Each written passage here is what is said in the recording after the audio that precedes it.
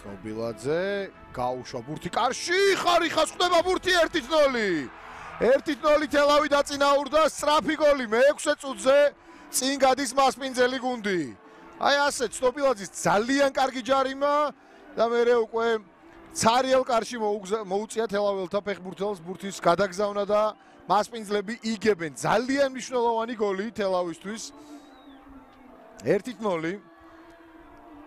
მართლა ძალიან მაგრად დაარტყა ჯარიმა დაჩნობილაძემ და მერე უკვე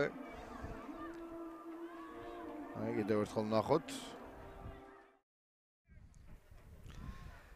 ისევ ბათუმელები მილჩენკოს გადაცემა მარცხნივ, გავიდა ეს პასი წულუკიძე, გააყოლა პასი ფოფანას, ფოფანა კარგი იყო, ჩაწოდება და 1-1. გიტის პაულაუსკასი გოლის ავტორი ლიეტუველმა ფორვარდმა მოახერხა გოლის გატანა და იქ შელაპარაკება მასსა და ფირუზ მარაქველიძეს შორის. კიდევ ერთხელ ნახოთ, ლიეტუველმა აღნიშნა ეს გოლი, ამ აღნიშვნამ გააბრაზა მერე უკვე ფირუზ მარაქველიძე და დაიძაბა სიტუაცია. აი ბოლომდე თუ ნახავთ ეპიზოდს, მე მგონი აი ამ გამეორებიდან შეიძლება გამოჩნდეს როგორ იწყება ყველაფერი.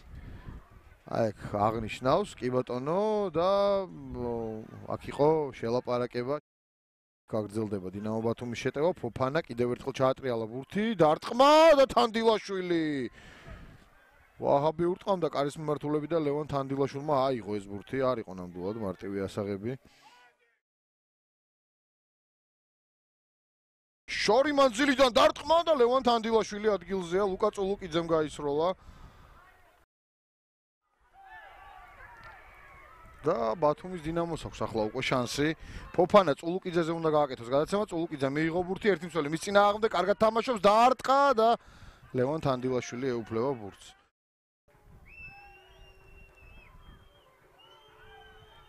ჩაწოდება საჯარიმოში, თანდილაშვილი და გადაარჩინა ამ ეპიზოდში თელავი მეკარემ. 70-ე წუთზე ლევან თანდილაშვილმა იხსნა თელავი გოლისგან. მოძრაობა რა კარგი იყო ნიკა კალანდარიშვილი, წულუკიძე დაარტყა და თანდილაშვილი შესანიშნავი მოგერიება, ძალიან მაგარი ბურთი აიღო ლევან თანდილაშვილმა. წინვალე მოგერიება თელავის გოლკიპერის. კალანდარიშვილი გაიხსნა კარგად, წულუკიძე ჩააწოდა და თელაველები ისევ იგერიებენ ბურთს. მორიგი მცდელობა. ისევ წულუკიძე საჯარიმოშია, რა მაგარი პასი 2-1. ფოფანა გოლის ავტორი, ძალიან მაგარი გადაცემა გააკეთა გარე ტერფით. ლუკა წულუკიძემ და ფოფანამ მოახერხა და დინამო ბათუმი 77 წუთზე გაიყვანა წინ. თუ დღეს დინამო ბათუმი თამაშს მოიგებს, რა თქმა უნდა ფოფანამ გოლი გაიტანა, მაგრამ ეს იქნება ძალიან დიდი დამსახურება ლუკა წულუკიძის, რომელმაც ბევრი გააკეთა მართლაც მეორე ტაიმში. ძალიან ბევრი იშრომა.